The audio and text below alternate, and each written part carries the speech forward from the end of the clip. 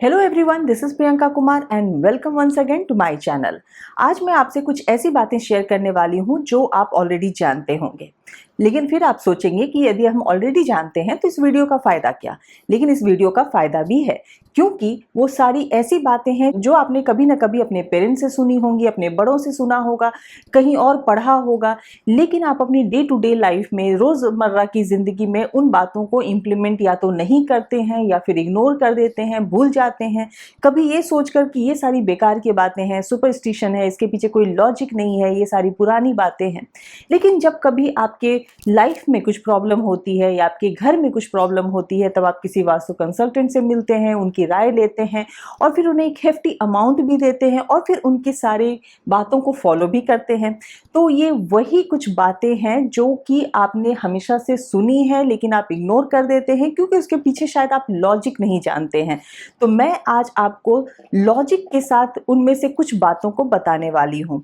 तो I hope कि वो सारी बातें आप सुनेंगे भी और इम्प्लीमेंट भी करेंगे, ताकि आपके घर में ही नहीं बल्कि आपकी लाइफ में भी पॉजिटिविटी आए।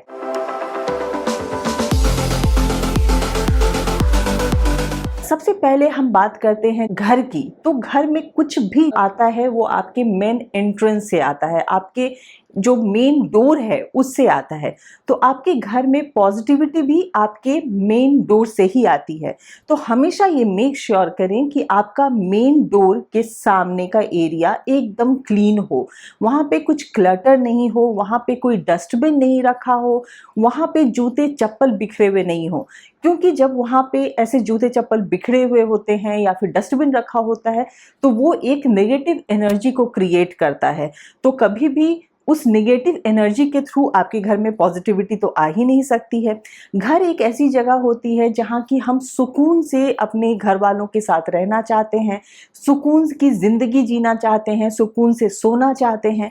लेकिन जहाँ जूते चप्पल बिखरे रहेंगे तो वो ये इंडिकेट करता है कि आपको हमेशा घर से बाहर जाना होगा।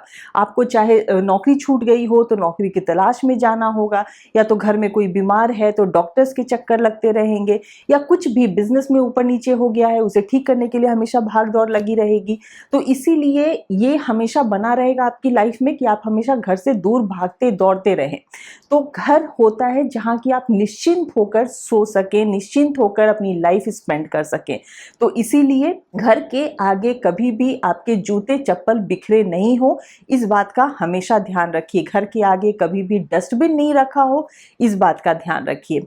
यदि हम डोर की बात कर रहे हैं, दरवाजे की बात कर रहे हैं, तो वहाँ एक और चीज़ इंपॉर्टेंट हो जाती है कि बहुत जगह आपने देखा होगा कि घर के दरवाजे से एक क्रीकिंग वॉइस आती है जो बहुत अनप्लेजेंट होती है, आपको सुनना अच्छा नहीं लगता, या फिर बहुत ही धड़ाम से एक जोर से आवाज़ आती है। तो हमेशा ये भी मेक श्योर करें कि दरवाजे से किसी भी तरीके का अनप्लेजेंट साउंड ना आए, वो क्रीकिंग वॉइस ना आए, जोर से पटकने की आवाज़ ना आए, वो मेन डोर में भी और घर के बाकी के रूम्स के दरवाजे में भी, क्योंकि वहाँ पे स्पेस एलिमेंट डिसबैलेंस होने लगता है। घर में हमेशा वैसी साउंड जनरेट होनी चाहिए जो आपको अच्छी लगे, जो आपको सुकून दे। ऐसी साउंड नहीं जिससे कि आपको डर लग जाए, घबराहट हो। तो वैसी साउंड हमेशा ये मेक श्योर कीजिए कि घर में अनप्लेजेंट साउंड नहीं रहे। उसके लिए आप अपने घर का जो डोर बेल है वो भी आप ऐसा हमेशा लगाइए जो प्लेजेंट हो। कभी भी ऐसा नहीं लगाइए जिसके बजने से आपको एक डर आ जाए। जहाँ भी हमारे बॉडी में वो डर आता है, फियर आता है, तो वो नेगेटिव एनर्जी जनरेट होनी शुरू हो जाती है और नेगेटिविटी के साथ आप कभी भी पॉजिटिविटी नहीं पा सकते हैं। तो इसीलिए वो साउंड भी अच्छी होनी चाहिए। आप धड़ाम से कोई दरवाज़ा नहीं पटकें, ये भी हमेशा ध्यान रखिए।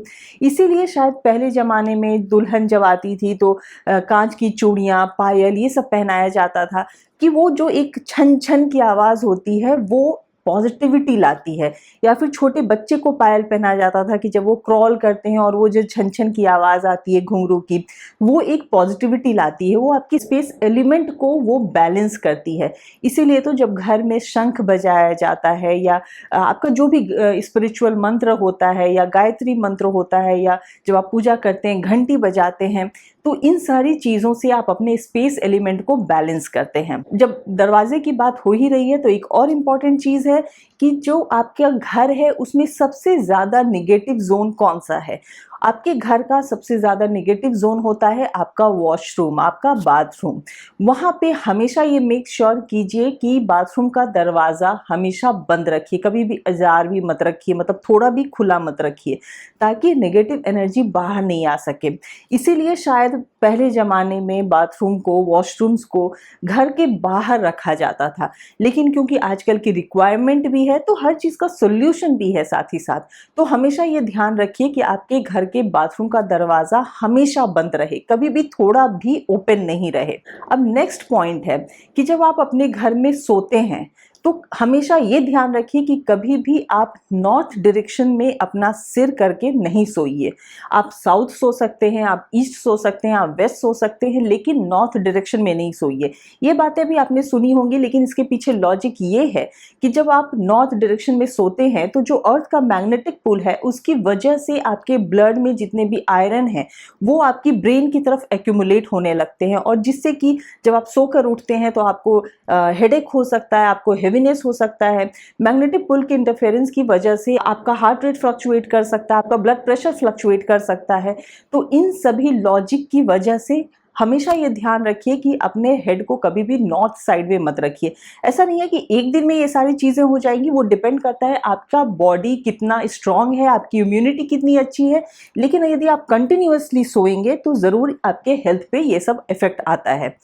अब बात करती हूँ कि जब आप सोते हैं और उसके बाद जब आप सुबह उठते हैं तो आपको क्या करना चाहिए।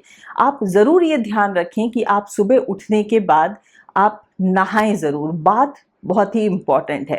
बहुत सारे लोग ये सोचते हैं कि टाइम नहीं मिलता, हम शाम में नहा लेंगे, तो ऐसा क्या ज़रूरी है नहाना। एक तो हेल्थ रीज़न की वजह से भी बहुत ज़रूरी है, क्योंकि जो भी बैक्टीरिया वगैरह एक्यूमुलेट होते हैं स्वेट की वजह से, जब आप सोते हैं उसकी वजह से, तो उसे वॉश करना ज़रूरी है। नेक्स्ट रीज़न ये होता है कि जब आप सोते हैं तो आप ऑलमोस्ट हाफ डेड जोन में चले जाते हैं, जहां आपका बॉडी बहुत इनएक्टिव हो जाता है। वो एक्चुअली इस तरह से वर्क करता है जैसे कि आपके बॉडी का वहाँ मेंटेनेंस चल रहा हो, वहाँ पे आपकी सर्विसिंग हो रही हो। तो वो जो पीरियड है जहां आपकी सर्विसिंग हो रही है, जब आप उठते हैं तो आपको उसे क्लींस करना बहुत ज़रूरी है। और दूसरा एक लॉजिक ये है कि जब आप सोते हैं तो आपका कोर्टिसोल लेवल एकदम डाउन हो जाता है, लेकिन जैसे ही आप सोकर उठते हैं तो आपका कोर्टिसोल लेवल अप हो जाता है, जो कि एक स्ट्रेस हार्मोन है।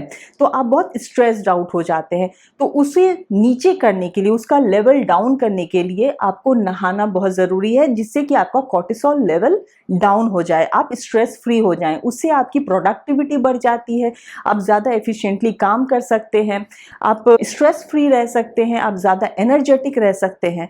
इसीलिए नहाना ज़रूरी है। नहाने के बाद आप क्या करें।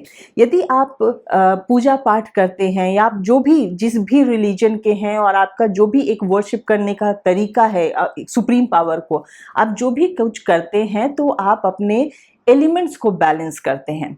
तो हम जब भी कुछ पूजा करते हैं या जो भी आप इबादत करते हैं, प्रेयर करते हैं, तो आप कहीं ना कहीं अपने सारे एलिमेंट्स को ही बैलेंस करते हैं। इसके ऊपर मेरा एक वीडियो है, यदि आप चाहें तो डिटेल में उस वीडियो को देख सकते हैं, मैं उसका लिंक नीचे डाल रही हूँ, कि आप अपने बॉडी के एलिमेंट्स को कैसे बैलेंस करते हैं। जब भी आप कुछ भी जल या होली वाटर, पानी कुछ भी चढ़ाते हैं तो आप अपने वाटर एलिमेंट को बैलेंस करते हैं। जब भी कुछ दिया जलाते हैं, कैंडल जलाते हैं, तो आप अपने फायर एलिमेंट को बैलेंस करते हैं। जब भी आप कुछ कैम्फर जलाते हैं, अगरबत्ती जलाते हैं, तो आप अपने एयर एलिमेंट को बैलेंस करते हैं।